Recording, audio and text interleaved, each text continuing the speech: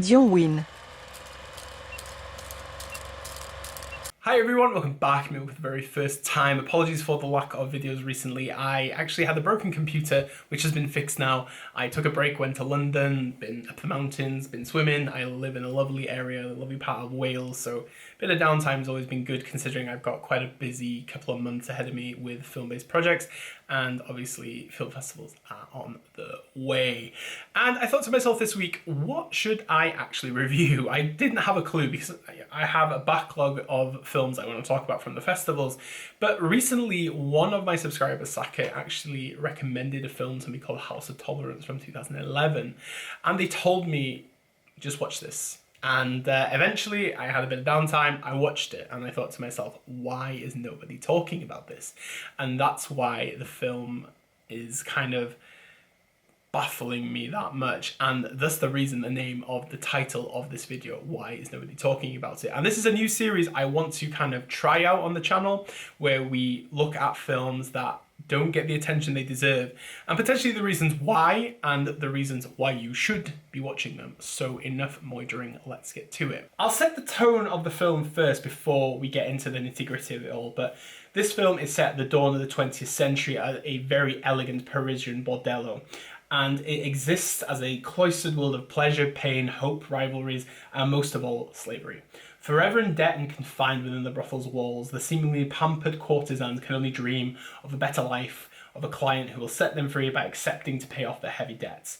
The girls have signed up on their own free will, but however the desperation and danger go hand in hand in the House of Tolerance. None can say there's pleasure in this profession. House of Tolerance is that film that just either grabs you or it just pushes you away. And I think this is the main problem the film has. It's always the sink or swim type of film. But what I think that Bertrand Bonello does so emphatically with this film is that he canvases a story that has multiple levels to it, has multiple facades, and it explores a very unique hybrid world that almost feels like a fever dream, and this sense of what the body and the mind wants. The body is the vessel, really, but the true mind of these women are always kind of enamored by the heavy burden of the debt, but also the sense of survival, and what they actually truly want is always not there.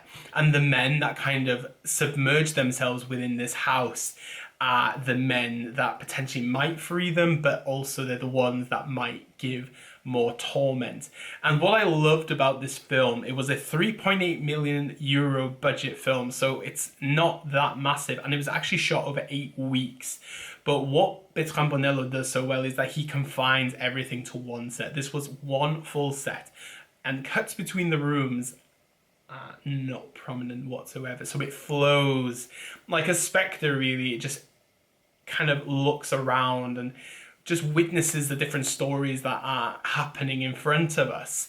And as this kind of meandering tale builds and builds, it builds that bourgeois kind of concept that we have of Paris during this time, a time where opium was rife, alcoholism was heavy, but Paris was full of some of the finest artists in the world, and this sense of liberation was happening, and the sense of freedom prior to the First World War. And what Bonello does here is he just gives everything. And I mean, this is one of the most passionately executed films I've ever seen. It has the hybrid feeling of what Eyes Wide Shut was, and the beautiful lighting in Barry Lyndon, even though I don't like Barry Lyndon that much. But it just has that sense of Kubrickness that a lot of films do have. But what I love about what Bertrand Bonello does here is he just makes it his own. It's a symphony of titillation and very thought-provoking cinema that really just engages any audience member that will embrace it. And without that embrace, you will never truly get this film. And because of these multiple layers as well, it really makes it more profound, and it adds to the rewatchability of what the film can be. Because without the rewatchability, what is a film? Especially films of this magnitude, a film that is so beautifully captured, but also with such heavy symbolism and messages. I know reviewers like Commode hated this film, and I disagree with him. I wholeheartedly disagree with him because this is the type of cinema that I find to be one of the most open and honest about what humanity is, and it just shows both sides of it. But as we're in this bordello, though, we look at the downstairs. The downstairs is elegant, it's beautiful, the champagne is popping, the panther is walking around, the drapes are immaculate, everything just feels like a painting. And as we go upstairs from this kind of safe haven, we go into the hell. And ironically, the hell is above us. And this is kind of very Dante-esque, I guess.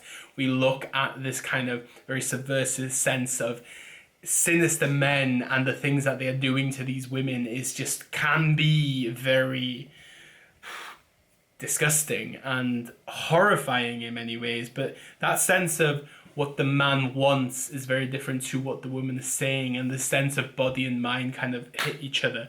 The sense of body and mind is what really kind of makes the film even more challenging, because the body is the vessel of these kind of temptations and everything like this, but the mind is what kind of stops you from being this kind of demon, I think, for a man.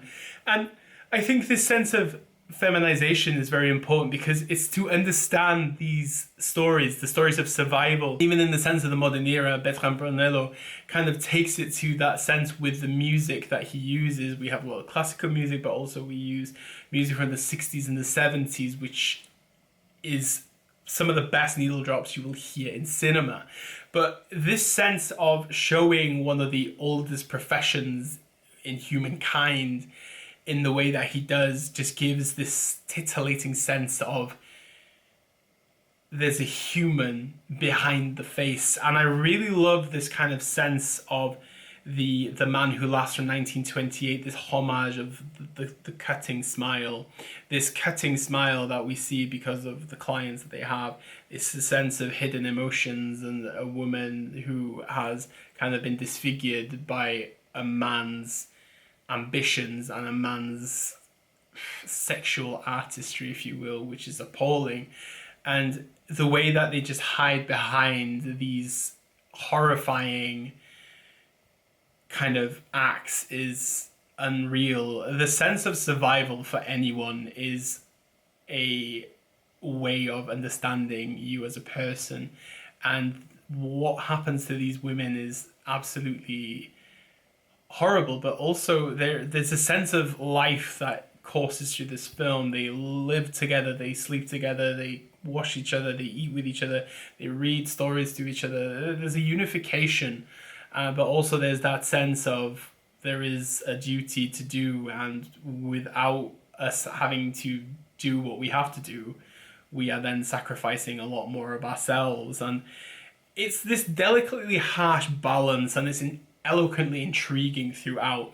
But the reason I think that this film really has not had the attention it deserves is because potentially that titillization of the film is what really pushes people away. But once you kind of go over this and just immerse yourself in the storytelling and the way that the music is composed and the way that the lighting kind of induces the mood of the sequences, you'll really get into Bertrand Bonello's mind a bit more and get to understand him. Is it a chauvinistic kind of film? No, I don't think so whatsoever, because I think Bonello really shows it in a very harsh but true way. And these stories are stories that he has researched and he's looked into, and the perspectives that he's gone through seem to be fair and accurate for the film that he's given. But I will say, if you see this film and once you hear Night in White Satin happen, it's one of the greatest needle drops in cinema history, I think.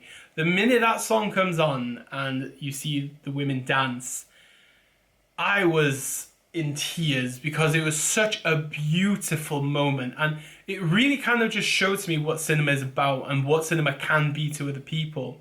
But if you go into this film with an open mind, you might fully embrace it a lot more. But to the levels of what I think of Eyes Wide Shut, I think it's up there with it. It's one of these kind of dreamlike sexual dramas that really evoke what the human psyche is about and what humanity has been and what it has done. It doesn't shy away from the history, and it doesn't kind of fade away or sugarcoat anything. This is not a melodrama. This is an absolutely pure humanistic journey that you should really watch. It's available on a lot of VOD sites, and unfortunately there's only a DVD. A Blu-ray of this would be amazing, and I'd love to see this on 35mm in a cinema one day. But Bertrand Bonello, I've seen a lot of his films, but this is my favorite. This is potentially one of the best films I've seen this year, of any decade, of any year, even of this current year. I'm a big fan of Ryusuke Hamaguchi's Wheel of Fortune, but I think House of Tolerance is even better. I regret not watching it anytime sooner. And I would encourage you, if you watch this channel, give it a go, because it just takes you on so many journeys. It just immerse yourself and you will be rewarded, genuinely. And if you have seen it, please let me know what you thought of it. I think this should have been a Palme d'Or winner in 2011, no doubt. Fascinating cinema, and I just don't understand why people aren't talking about it. So that was my discussion of House of Tolerance. I hope my waffling wasn't too much for you, and if you have seen the film, like I said, let me know in the comment section below. And if you have any other suggestions for a film that you would like me to discuss, then let me know. Thank you very much for watching. I hope you enjoyed my Abel Ferrara video recently. Worked very hard on that, and I hope you're watching good Ferrara films. I'll be back at the back end of this week with another video, since I owe you a week as it is, with a video review from the festival circuit. So I hope you're doing well. Thank you very much for subscribing.